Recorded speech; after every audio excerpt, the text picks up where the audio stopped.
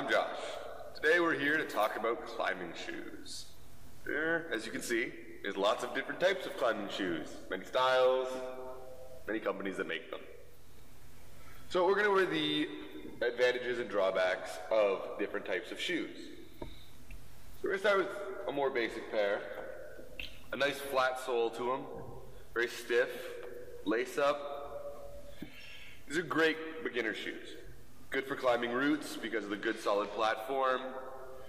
The fit is a little less painful than most climbing shoes.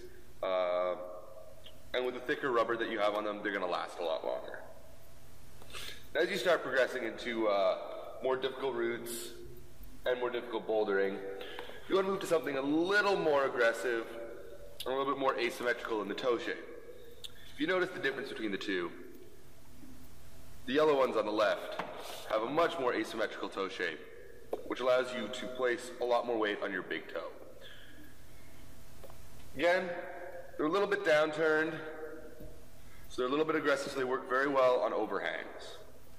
And these ones are Velcro, which are much better for bouldering, as opposed to lace-ups, just the ease of putting them on and off.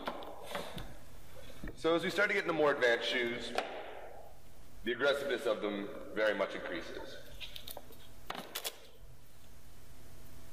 So this harsh downturn on both of these shoes works very well for on overhanging terrain, digging your toe in and actually getting leverage from your foot, even though you're, say, climbing on a roof or a cave.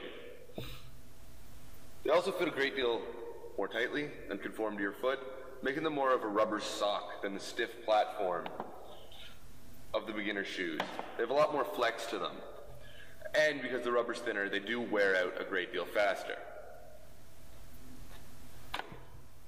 So you also have the option of slippers, which again, thinner, more aggressive shoes, a lot of flex to them, but ease of putting on and off.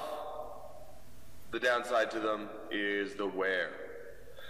Thinner rubber means you can go through them faster, especially if your footwork is not as precise as you would like it to be. So, when you're going to buy your first set of climbing shoes, there's a few things you want to look for. One, you got to remember that most climbing shoes are going to stretch a little bit. So, especially if they're made out of leather, much like these ones, or these ones, and have no lining on the inside, they're going to stretch up to a size and a half. So you want to make sure to downsize them so that they're very snug when you buy them, but after you break them in, they're not too loose.